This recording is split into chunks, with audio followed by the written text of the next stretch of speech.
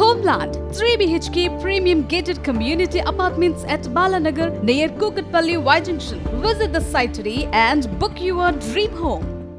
దేవరకొండలో మంత్రి కోమటిరెడ్డి వెంకటరెడ్డి ఇంటిగ్రేటెడ్ స్కూల్కి శంకుస్థాపన చేయడం జరిగింది. మనతో మాట్లాడడానికి మంత్రి ఉన్నారు. సార్, ఇవాళ దేవరకొండ పట్టణంలో ఇంటిగ్రేటెడ్ స్కూల్ శంకుస్థాపన కార్యక్రమం పాల్గొని ఏం చెప్తారు? ఇది దేశ చరిత్రలో తెలంగాణ ఒక చరిత్ర సృష్టించింది యంగ్ ఇండియా స్కూల్స్తోని. ఏ రాష్ట్రంలో కూడా ఈ విధంగా 200 కోట్లతోని 2500 మందికి 25 ఎకరాలలో 100 స్కూల్స్ కట్టిస్తున్నాం 20,000 కోట్లతో. అంటే ఇది చరిత్రే, తెలంగాణ చరిత్ర సృష్టించిన గౌరవ ముఖ్యమంత్రి రేవంత్ రెడ్డి గారు.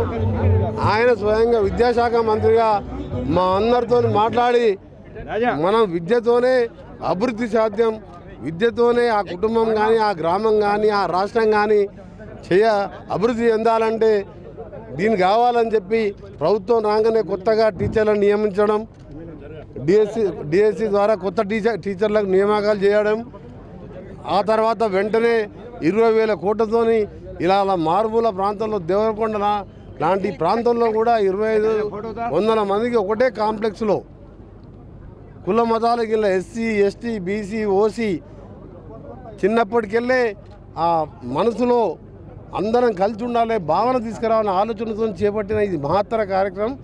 ఇది నిజంగా తెలంగాణ రాష్ట్రంలో కాంగ్రెస్ పార్టీకే సాధ్యం.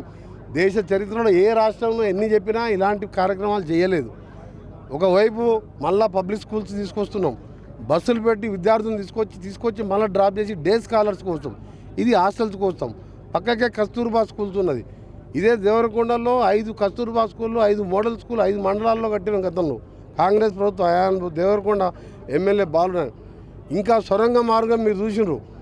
అది మేము మా ప్రభుత్వం కంటిన్యూస్గా ఉన్నా, ఆ రోజు నేను రాజీనామా చేయకున్నా కిరణ్ కుమార్ రెడ్డి తెలంగాణకు వ్యతిరేకంగా పనిచేయకుండా ఉంటే ఆ రోజే పూర్తి అయ్యేది. అది ఆయనది కొద్దిగా తప్ప అయితే 90% 2 లక్షల కోట్లు ఖర్చు పెట్టి మా సొరంగం దగ్గర కుర్చీ చేసుకొని కూర్చుంటున్న కేసీఆర్ ఇవాళ వచ్చి మాటలు చెప్తున్నా. ఏం చెప్పాలి ఆయన గురించి? నిజంగా నీకు నల్గొండ జిల్లా ఫ్లోరైడ్ కోసం ఇప్పుడు నేను ఉద్యమం చేసిన గ్రామాలలో తిరిగినా అన్నాడు. మాకంటే ఎక్కువ తిరిగిండా బాలునాయక్? నేను 35 సంవత్సరాలకి వెళ్ళి గ్రామాలలో తిరుగుతున్నాం. దానికోసమే సొరంగం తెచ్చుకున్నాం. 30 కిలోమీటర్లు పూర్తి చేస్తే 13 కిలోమీటర్లు పూర్తి చేయలేదు. మాన్యువల్ టనల్ 7.5 కిలోమీటర్లు పూర్తి చేసినాం. పెళ్లిపాకల రిజర్వ్ ఇవన్నీ ఆయన అనుకుంటే సంవత్సరాలు పూర్తి అయ్యేది. కానీ కేసీఆర్ ఈరోజు మేము ఒకటే మళ్ళా పట్టుబట్టినట్టు కుర్చేసుకొని కూర్చుంటా అని మోసం చేసి ఆ రోజు గెలిచి ఉండొచ్చు. కానీ ఈరోజు మళ్ళీ మేము ప్రజలు మా నల్గొండ జిల్లాకు అన్యాయం చేసినందుకు కర్రు కలిసి వాత పెట్టినట్టు ఘోరంగా 12 సీట్లు గెలిచినట్టే. సూర్యాపేటలో 2,000తో ఓడిపోయినా గెలిచిన దాని కిందే లెక్క. 2 పార్లమెంట్ సీట్లు దేశంలోనే అత్యధిక మెజార్టీ. ఎందుకంటే కాంగ్రెస్ మీద నమ్మకం వచ్చింది. సొరంగం కోసం ముఖ్యమంత్రి గారు స్వయంగా ఎన్ని డబ్బులైనా ఎన్ని వేలైనా ఖర్చు పెడదాం, 1000 కోట్లైనా ఖర్చు పెడదాం అని అమెరికా నన్ను పంపిస్తే ఆ బేరింగ్ తీసుకొచ్చితే మా అదృష్టం బాలేకనో మా శత్రువులు వాళ్ళని కన్నుబడ్డదో మా మీద ఏమి ఏడ్చిందో కానీ అది కూలిపోవడం వాళ్ళు చనిపోవడం బాధాకరం. అయినా సరే ఈరోజు మళ్ళా కొత్త టెక్నాలజీతో స్టార్ట్ చేస్తే 500 మీటర్లు 1/2 కిలోమీటర్ అయిపోయింది. అంటే డిసెంబర్ 28 నాటికి అది వస్తే మా దేవరకొండ, మునుగోడు, నల్గొండ, నగరికలు 4 కాన్స్టిట్యున్సీలో మాకు 30 టీఎంసీల నీళ్లు 24 గంటలు 2 పంటలకు టేల్ ఎండ్ వరకు వేసుకుంటున్నాం. ఇప్పుడు లైనింగ్ కూడా శాంక్షన్ చేసుకున్నాం, డిస్ట్రిబ్యూటివ్ లైనింగ్ చేస్తున్నాం, మెయిన్ కెనాల్ లైనింగ్ మనకు 450 కోట్లు ఇస్తే మరొక 450 కోట్లకు ప్రపోజల్ పెట్టాం. ఇవాళ పెళ్లిపాకల రిజర్వాయర్తో పాటు ఢిల్లీ ప్రాజెక్టును ఎట్టి పరిస్థితుల్లో రేపు సీఎం గారిని నేను బాలునాయక్ గారు పోయి కలుస్తాం, తప్పకుండా ఒప్పిస్తాం. దాని ఇంజనీర్స్ కమిటీ అవసరం లేదు, మీరు వెంటనే టెండర్లు కూడా పిలిచినగా ఆ కాలువ పనులు కూడా పూర్తి చేయించుకొని దేవరకొండ లాంటి వెనుకబడ్డ ప్రాంతంలో ఈరోజు ఇంత మంచి కార్యక్రమం చేసిన బాలునాయక్ గారిని అభినందిస్తూ, వారు ఏంటంటే ల్యాండ్ కోసం కొద్దిగా ఈ 2 మల్లెపల్లి దేవరకొండ టౌన్ మధ్యలో కలవాలని ల్యాండ్ కోసం కొద్దిగా లేట్ అయింది. మళ్ళీ ముఖ్యమంత్రి గారి దగ్గర కూర్చొని అసైన్ ల్యాండ్కు పోయిన వాళ్ళకు కూడా 27 లక్షల రూపాయలు ఎకరం కట్టించినాం. గతంలో అసైన్ ల్యాండ్ తీసుకుంటే 2-3 లక్షలు అక్కడ పడేసి బెదిరించి తీసుకునేది. 27 లక్షలు కట్టించి ఇవాళ పనులు కూడా మొదలైనట్టే లెక్క. మిషనరీ కూడా వచ్చింది, మీరు చూసిండ్రు. ఇది పూర్తి చేయడం 100-150 కోట్లతో నేరడుగంలో 130 సబ్స్టేషన్తో పాటు 90 కోట్లతో రేపు నేను వారు ఇద్దరం సీఎం గారిని కలిసి మిషన్ భగీరథకు సంబంధించిన దాన్ని కూడా శాంక్షన్ చేపిస్తాం.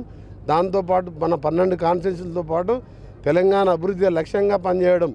తెలంగాణ ఇచ్చిందే మేము, ఆంధ్రాలో వార్డు మెంబర్ లేడు మాకు. కానీ మీరు అభివృద్ధి లక్ష్యం అంటున్నారు. కాంగ్రెస్ ప్రభుత్వాన్ని ఎండగట్టడానికి మీరు ఏదైతే డిక్లరేషన్లు ఇచ్చారో ఆ డిక్లరేషన్ పూర్తి చేయాలని రేపు 6వ తారీఖున రైతు సభ వరంగల్లో కూడా కేసీఆర్ వచ్చి వరుస డిక్లరేషన్లు వరంగల్లో, హైదరాబాద్ ఎక్కడెక్కడ మీరు హామీలు ఇచ్చారో అక్కడే సభలు పెట్టబోతున్నాం, కాంగ్రెస్ ప్రభుత్వాన్ని ఎండగడతామని కూడా చెప్తున్నటువంటి పరిస్థితి. వాళ్ళ అన్నీ కూడా ఏంటంటే డైవర్షన్ పాలిటిక్స్. కవిత వాళ్ళ ఆస్తుల పంపకానికి సంబంధించి దాన్ని డైవర్ట్ చేస్తానికి సవాలు పెట్టుకుంటున్నారు. నీకు ఇంత కూడా అర్థం కాదా? నువ్వు బిగ్ టీవీలో పనిచేస్తావు. రైతు సభ రైతులను పట్టించుకుంటలేదు. రైతు 2 లక్షలు ఓటు ఎట్లా పంచుకోవాలి? మన జగిత్యాల సవాలు పెట్టిండు. సవాలు ఎందుకు పెట్టిండు అంటే ఈ కొట్టాడలు బయటికి రాకుండా ఉండడానికి పెట్టిండు. రాజగోపాల్ రెడ్డి గారు నిన్న కరెక్ట్ మాట చెప్పిండు. ఆ ముఖ్యమంత్రి అయిద్దంట. ఆ ముఖ్యమంత్రి అయితే నేను ఎప్పుడో కావాల్సి ఉండే. 6 సార్లు గెలిచిన నేను. 6 సార్లు గెలిచిన నేను యూత్ కాంగ్రెస్కి వెళ్ళి నేను బాలనాయకు కిందికెళ్ళి కొట్టుకొని వచ్చినాం. మా నాయన లీడర్ కాదు, మా నాయన ఎమ్మెల్యే కాదు, మాకేం కోటీశ్వరం కాదు, రైతు కుటుంబంలో పుట్టిన వాళ్ళు. మరి మీ ముఖ్యమంత్రులు కాదు. అట్లాంటి తెలంగాణ కోసం మంత్రి పదవి వదిలిపెట్టిన ఆమె కూడా ముఖ్యమంత్రి అంటుంది. ఇది పెద్ద జోక్ అయిపోయింది ఇది. అందుకనే మేము ఏది మాట్లాడదలుచుకోవాలి, సీరియస్గా పనిచేస్తున్నాం. ఇంత ఎండలో మీరు చూడండి, ఎమ్మెల్యే గారు ఎంత సిస్టమేటిక్గా సర్పంచులు, మార్కెట్ చైర్మన్, మా నాయకులు, కార్యకర్తలు ఇక్కడ ఈ ఏరియాలో ఈ ఎండలో కూడా అప్పటికప్పుడు అన్ని శాంక్షన్ కావాలి మాకు. కానీ ఆయన డిక్లరేషన్ పెడితే జనంలోకి వచ్చితే ఏం కాదా కేసీఆర్? నీ జనం కాదు, మా బాలనాయకు పుట్టి సాయంత్రం పూట వాట్సాప్లో పెడితే 2,000 మంది వచ్చిన ఎండల మేము బస్సులు పెడితే బాలనాయక్ గారు 1,00,000 మంది గారు 2 లక్షల మందితో మీటింగ్ పెడతాం. మీ ప్రజలు వేరు, ఓట్లు వేయడం వేరు. తెలంగాణ ఇచ్చిన పార్టీ అంటే కాంగ్రెస్ రా. ఈ పార్టీని మనం 2 సార్లు అన్యాయం చేసినాము. దళితుల ముఖ్యమంత్రి అంటే దళితులను అడ్డే చేసినాము. డబుల్ బెడ్రూమ్ అంటే నీ బిడ్డ వస్తే ఎడ పండుకుంటాడు, అల్లుడేడ పండుకుంటాడు అంటే అట్లా మోసపోయినాము. ఎస్టీలకు 12% రిజర్వేషన్ అంటే ఎస్టీలు ఓటు వేసిండు. ముస్లింలకు 12% అంటే ముస్లింలకు 12%.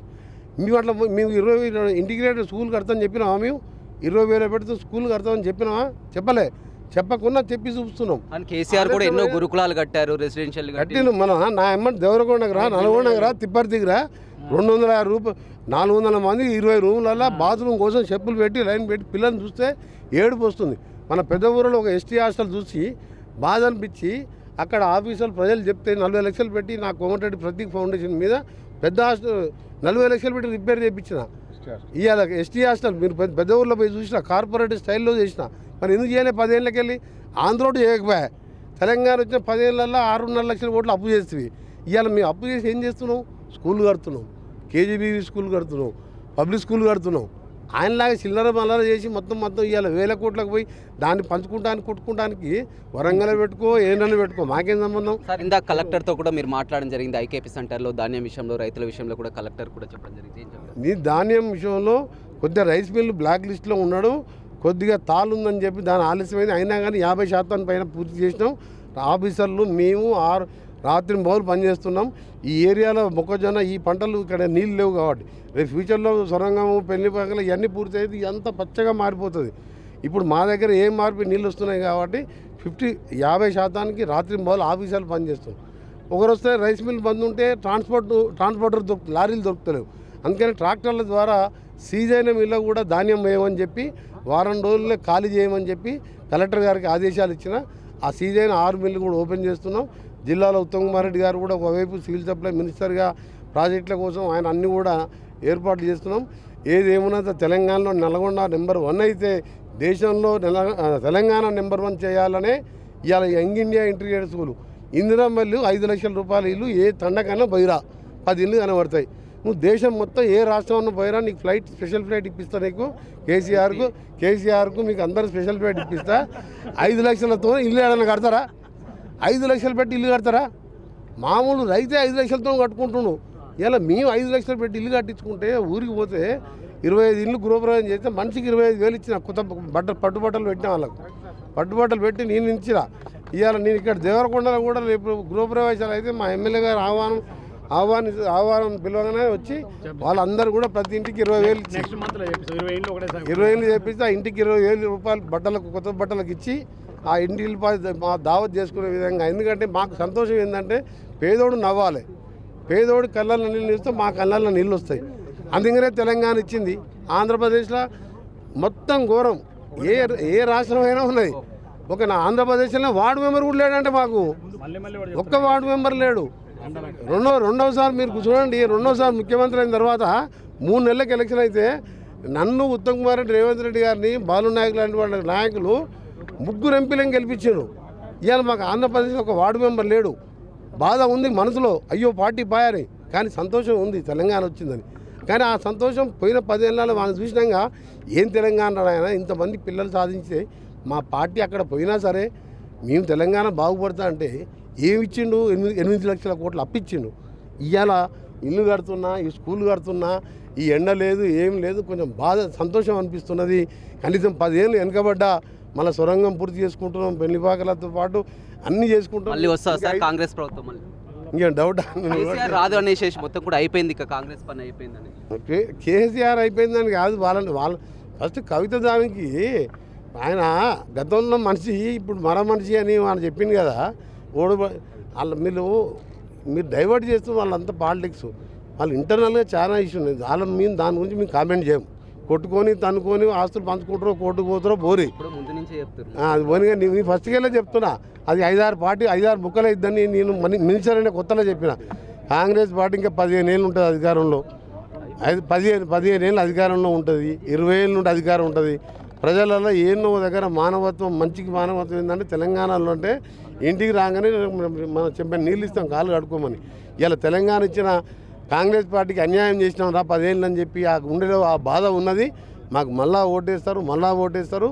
మేము చేసే ఇండ్లు కానీ, మేము చేసే స్కూళ్ళు చూస్తే మేము వద్దన్నా కానీ 20 ఏళ్ళ అధికారం మేమే ఉంటాం. వద్దన్నా చూడొచ్చు, చాలా క్లియర్గా చెప్తున్నారు. డైవర్షన్ పాలిటిక్స్ చేస్తున్నారు. డైవర్షన్ పాలిటిక్స్ కేసీఆర్ ఈ డిక్లరేషన్ పేరుతో ఇవి తప్పించుకోవడానికి, ఎందుకంటే కూతురే స్వయంగా విమర్శలు చేసింది, అలాంటి వాటి నుంచి తప్పించుకోవడానికి ఈ విధంగా కేసీఆర్ మళ్ళీ డిక్లరేషన్ పేరుతో సభలను కూడా ప్రజలను మభ్యపెడుతున్నారు. ఇచ్చినటువంటి అప్పు ఏదో చూడడం జరిగింది, మొత్తం కూడా ఒక్కో హామీ కూడా నెరవేర్చుకుంటూ ప్రజల్లోకి వెళ్తున్నాం. మళ్ళీ వచ్చేది కూడా కాంగ్రెస్ ప్రభుత్వమే అని మంత్రి కోమటిరెడ్డి వెంకటరెడ్డి చెప్తున్నారు. రవితో రమేష్, బిగ్ టీవీ, నల్గొండ.